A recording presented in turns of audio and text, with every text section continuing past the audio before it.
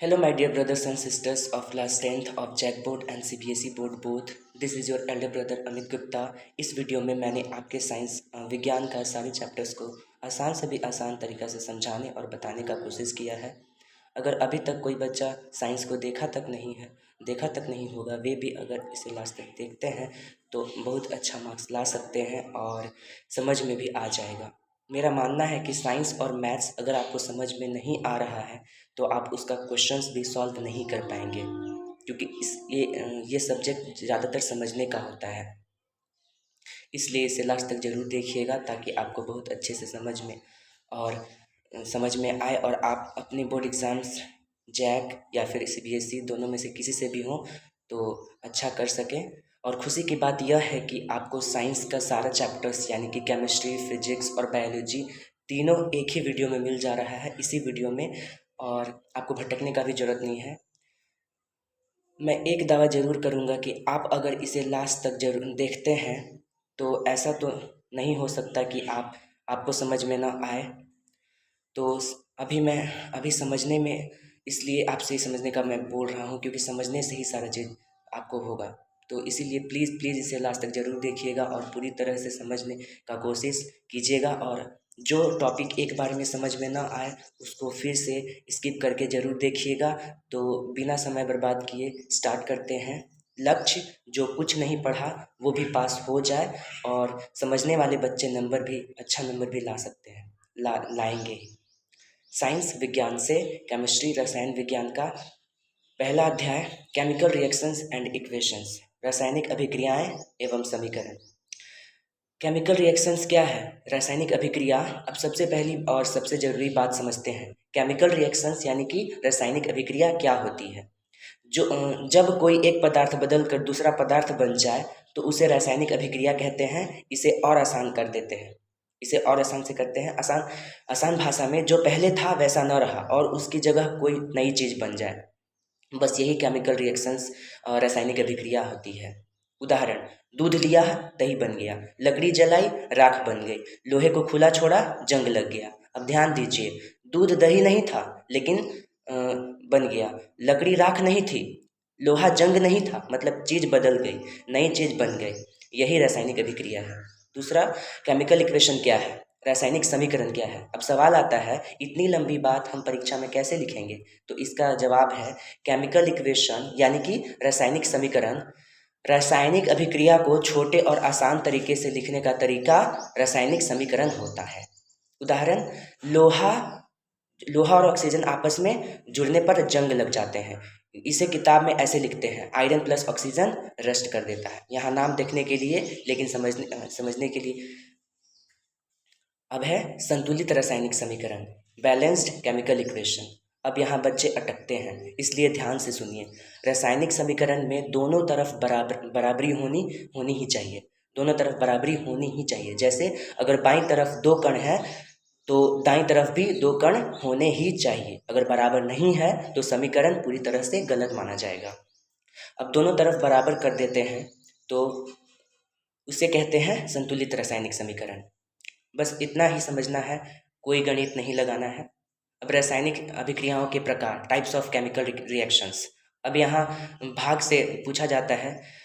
सबसे पहले पहला संयोजन अभिक्रिया, कॉम्बिनेशन रिएक्शन। जब दो या दो से ज़्यादा पदार्थ आपस में मिल जाए और एक ही नया पदार्थ बना दें तो उसे कहते हैं संयोजन अभिक्रिया। आसान याद रखने की बात, मिलना यानी कि संयोजन। उदाहरण, calcium plus oxygen calcium oxide बनाता है, दो अलग चीज मिलकर एक बन गई। सही संयोजन अभिक्रिया होती है वही। अब दूसरा, अपघटन अभिक्रिया, डिकम्पोजिशन रिएक्शन। जब एक पदार्थ टूटकर दो या उससे ज़्यादा पदार्थ बना दे तो उसे कहते हैं अपघटन अभिक्रिया। आसान बात, टूटना अपघटन होना। उदाहरण, कैल्शियम कार्बोनेट टूटकर बनाता है कैल्शियम ऑक्साइड और कार्बन डाइऑक्साइड। एक था, टूट गया, दो बन गया, यही अपघटन अभिक्रिया है। विस्थापन अभिक्रिया, डिस्प्लेसमेंट रिएक्शन, ये तीसरा है, बहुत जरूरी है। अब इसे कहानी की तरह समझिए। विस्थापन मतलब किसी को उसकी जगह से हटा देना। क्या करना? हटा देना, उसकी जगह से हटा देना। उदाहरण, लोहा प्लस कॉपर सल्फेट, लोहा सल्फेट कॉपर हो गया। अब आसान भाषा में, पहले कॉपर अपनी जगह बैठा था, लोहा आया, लोहा ज़्यादा ताकतवर था, लोहे ने कॉपर से कहा तू हट, अब यह जगह मेरी है। लोहा बैठ गया, कॉपर बाहर आ गया। यही विस्थापन अभिक्रिया है। एक लाइन में याद रखें, ज़्यादा ताकतवर पदार्थ कम ताकतवर पदार्थ को हटा देता है। चौथा, द्विविस्थापन अभिक्रिया, डबल डिस्प्लेसमेंट रिएक्शन। यहाँ एक नहीं, दोनों पदार्थ आपस में जगह बदलते हैं। आसान बात, तू मेरी जगह, मैं तेरी जगह। इतना समझना परीक्षा के लिए काफ़ी है। अब ऑक्सीकरण और उपचयन। जब किसी पदार्थ में ऑक्सीजन जुड़ जाती है तो उसे कहते हैं ऑक्सीकरण, और जब किसी पदार्थ में ऑक्सीजन निकल जाती है तो उसे कहते हैं अपचयन। बस यही समझिए, नाम समझ लिया तो नाम आसान लगेगा। जंग लगना और तेल खराब होना। लोहे में जंग लगना यानी कि क्षरण, कोरोजन। तेल या घी का खराब होना यानी कि दुर्गंधिता, रैंसिडिटी। दोनों रोज की जिंदगी के उदाहरण हैं। परीक्षा के लिए क्या क्या याद रखें, तो रासायनिक अभिक्रिया क्या है, रासायनिक समीकरण क्या है, 4 प्रकार की अभिक्रिया, विस्थापन अभिक्रिया का उदाहरण। इतना कर लिया, फेल नहीं होंगे, अच्छे मार्क्स लाएंगे। अंतिम बात, अगर आपने साल भर कुछ नहीं पढ़ा और इस अध्याय को इतनी समझ से सुन लिया तो केमिस्ट्री में आपका डर खत्म हो जाएगा। अब दूसरा अध्याय, एसिड्स, बेसेस एंड सॉल्ट्स, अम्ल, क्षार और लवण। भूमिका, यह अध्याय नाम से थोड़ा भारी लगता है, लेकिन असल में अध्याय बहुत ही आसान है। अगर आप इसे ध्यान से समझ लेंगे तो परीक्षा में यह अध्याय आपको सीधे नंबर दिला सकता है। अम्ल क्या होता है? जो पदार्थ खट्टा स्वाद देता है उसे अम्ल कहते हैं। उदाहरण, नींबू, इमली, सिरका, ये सभी खट्टे होते हैं, इसलिए ये सभी अम्ल हैं। अम्ल की पहचान, अम्ल नीले लिटमस कागज को लाल कर देता है। क्या कर देता है? नीले लिटमस कागज को लाल कर देता है। बस इतना याद रखिए। क्षार क्या होता है? जो पदार्थ कड़वा स्वाद देता है या छूने में साबुन जैसा चिकना लगता है उसे क्षार कहते हैं। उदाहरण, चूना पानी, साबुन, वॉशिंग सोडा क्षार की पहचान है। अब क्षार लाल लिटमस कागज को नीला कर देता है, उल्टा हो जाता है। वहाँ पे नीला को लाल कर रहा था, यहाँ पे लाल को नीला कर दे रहा है। लवण क्या होता है? अब सबसे आसान बात, जब अम्ल और क्षार आपस में मिलते हैं तो जो नया पदार्थ बनता है उसे लवण कहते हैं। उदाहरण, खाने का नमक, आसान भाषा में अम्ल जोड़ क्षार लवण बनाते हैं।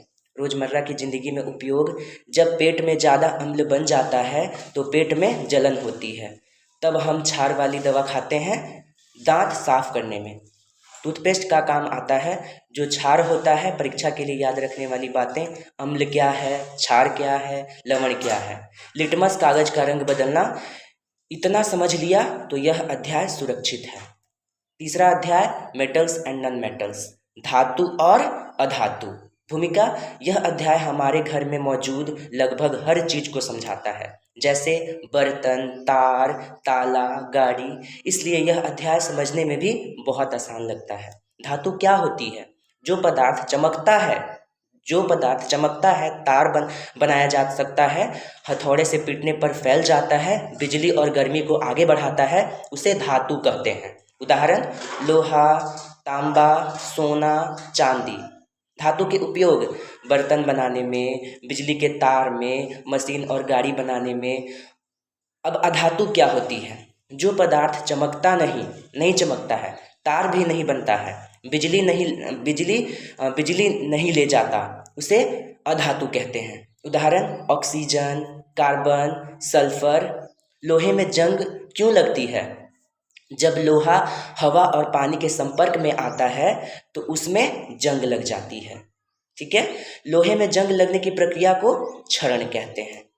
परीक्षा के लिए याद रखने वाली बातें, धातु की पहचान, अधातु की पहचान, जंग क्या है, इतना समझ लिया तो यह अध्याय भी ठीक है। अध्याय चौथा अध्याय, carbon and it's compounds, carbon और उसके यौगिक। भूमिका, यह अध्याय बहुत जरूरी है क्योंकि हमारा शरीर भी कार्बन से ही बना है। कार्बन क्या है? कार्बन एक अधातु है। क्या है? कार्बन एक अधातु है, लेकिन यह बहुत जरूरी पदार्थ है। कार्बन कोयला, पेट्रोल, डीजल, खाना सब में पाया जाता है। कार्बन के यौगिक क्या हैं? जब कार्बन दूसरे पदार्थों से मिलकर नया पदार्थ बनाता है तो उसे कार्बन का यौगिक कहते हैं। ठीक है, उदाहरण अल्कोहल, सिरका, साबुन और डिटर्जेंट। साबुन नहाने और हाथ धोने में काम आता है, डिटर्जेंट कपड़े धोने में काम आता है।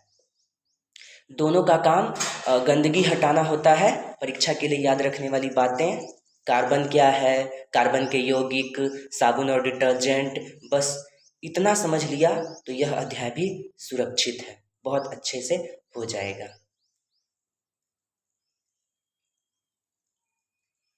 अब हम लोग दूसरे चरण फिजिक्स पर आ चुके हैं, तो चलिए बिना समय बर्बाद किए फिजिक्स को स्टार्ट करते हैं। फिजिक्स भौतिक विज्ञान, पहला अध्याय लाइट रिफ्लेक्शन एंड रिफ्रैक्शन, प्रकाश परावर्तन और अपवर्तन। शुरुआत, यह अध्याय रोजमर्रा की जिंदगी से जुड़ा हुआ है।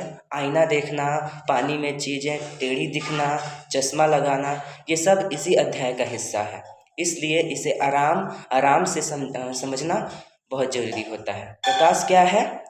जिससे चीज़ें दिखाई देती हैं उसे प्रकाश कहते हैं। अगर कमरे में अंधेरा हो तो आँख होते हुए भी कुछ दिखाई नहीं देता, मतलब देखने के लिए प्रकाश बहुत आवश्यक है, बहुत ज़रूरी है।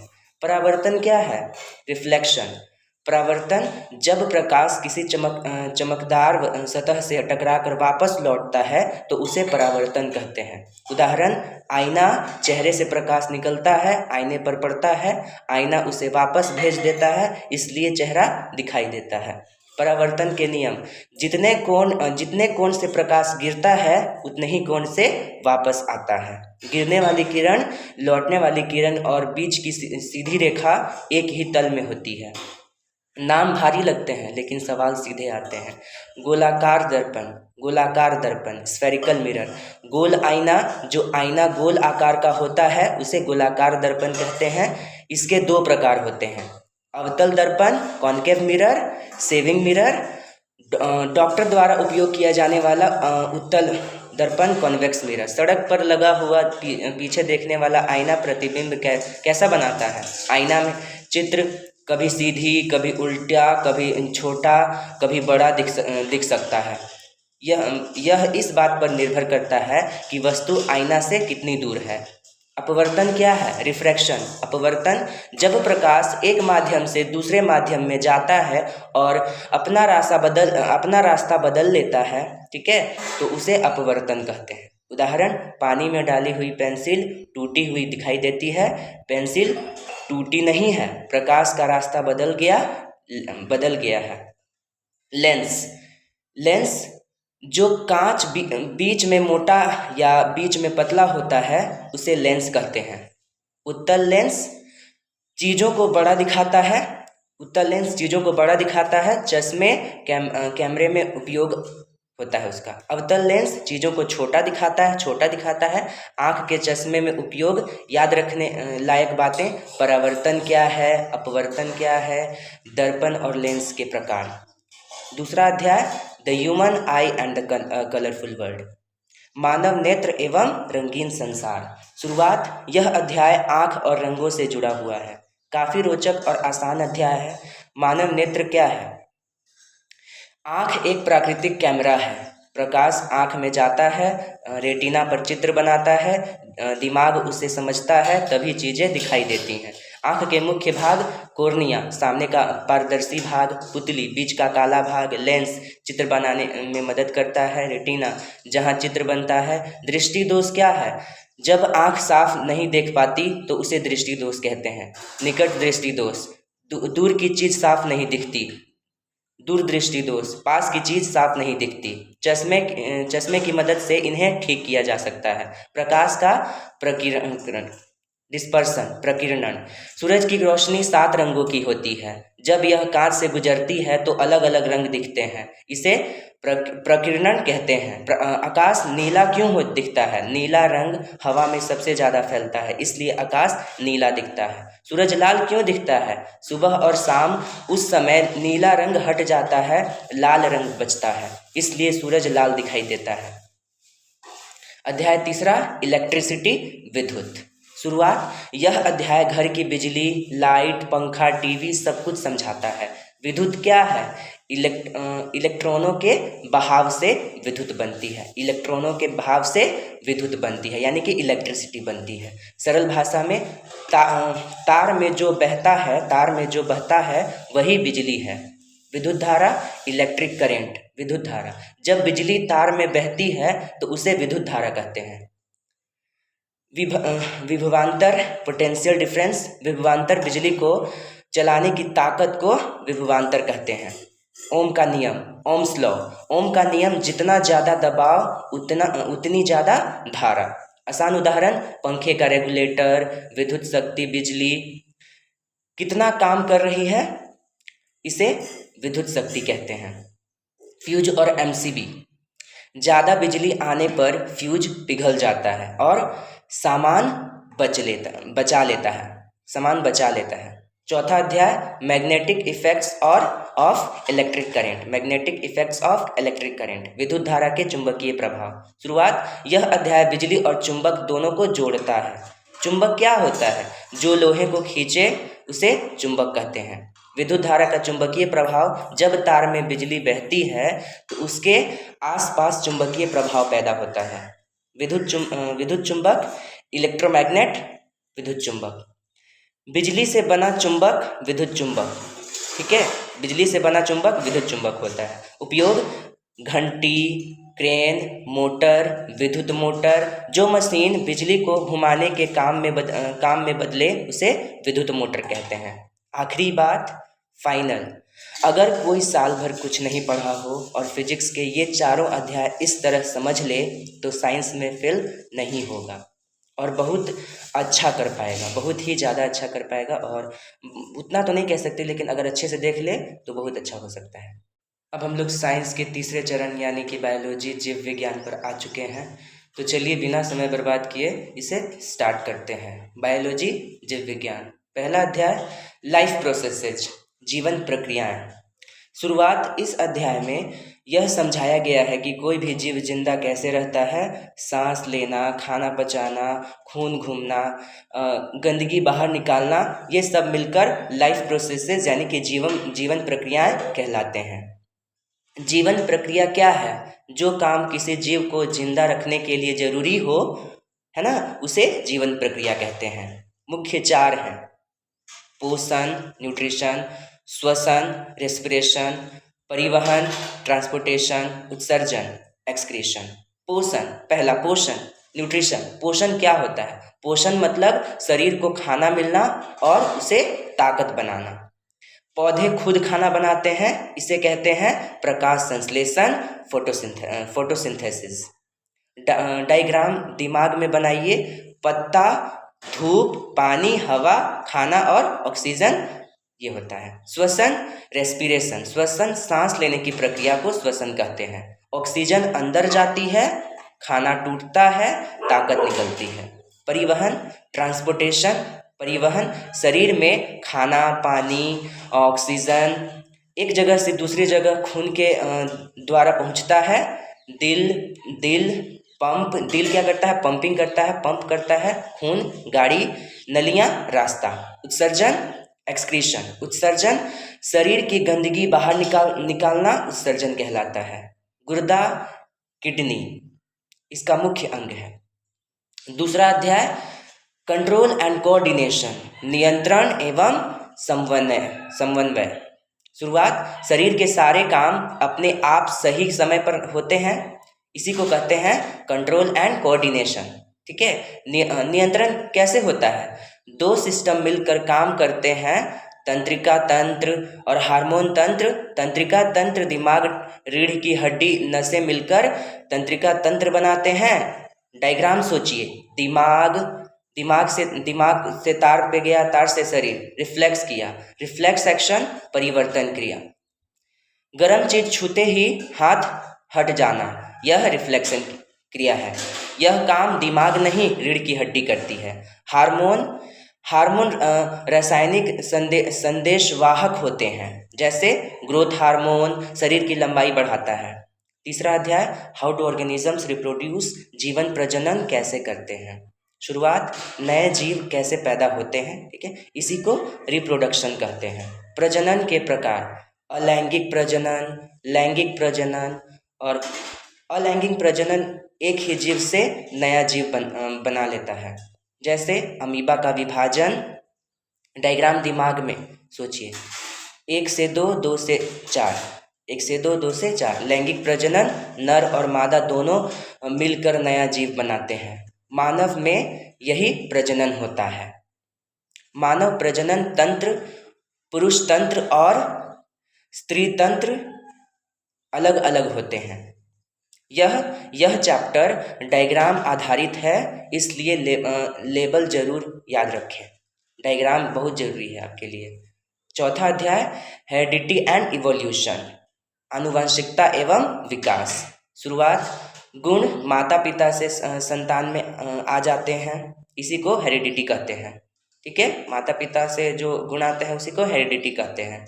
अनुवंशिक लक्षण, आँख का रंग, कद, बालों का रंग सब माता पिता से आते हैं।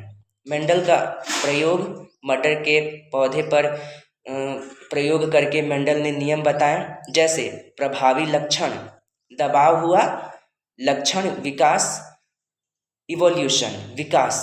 समय के साथ जीवों में बदलाव, समय के साथ जीवों में बदलाव होते रहता है। आज का इंसान धीरे धीरे बना है। पांचवा अध्याय आवर इन्वायरमेंट, हमारा पर्यावरण, हमारा जो भी हम लोग आसपास में है। शुरुआत, हम और हमारे चारों तरफ की चीज़ें मिलकर पर्यावरण बनाती हैं। खाद्य श्रृंखला, फूड चैन। खाद्य श्रृंखला क्या होती है? घास को हिरन खाया और हिरन को शेर खा गया, उससे ऊर्जा एक से दूसरे में जाती है। परितंत्र, इकोसिस्टम कहलाते हैं, परितंत्र कहलाते हैं। जीव जोड़ निर्जीव मिलकर परितंत्र बनाते हैं। पर्यावरण संतुलन, अगर एक जीव खत्म हुआ तो पूरी श्रृंखला प्रभावित होती है, इसलिए पर्यावरण बचाना बहुत जरूरी होता है और हमारे लिए पर्यावरण ही सब चीज़ है, तो बचाना ही चाहिए।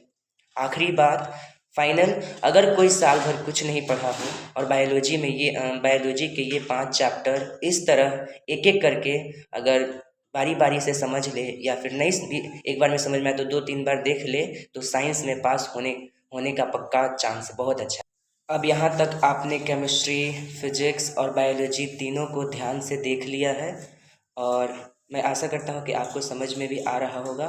मैंने इस वीडियो के डिस्क्रिप्शन में पिछले सालों के कुछ बहुत ज़रूरी प्रश्न दिए हैं, उन प्रश्नों को ज़रूर खोल कर देख लीजिए, ध्यान से पढ़िए, समझिए और खुद से लिखने का प्रयास कीजिए। यकीन मानिए, अगर आपने इतना कर लिया तो एग्ज़ाम में डरने की कोई ज़रूरत नहीं है। और मेरी कोशिश रहेगी कि साइंस के वेरी इंपॉर्टेंट चैप्टर्स को एक और वीडियो के तहत, यानी कि 10 से 15 मिनट में और अच्छे से एक्सप्लेन कर सकूँगा।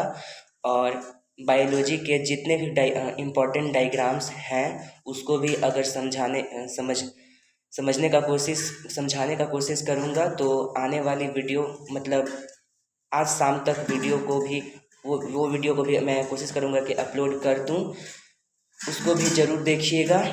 Thank you very much for your very precious time. जय हिंद।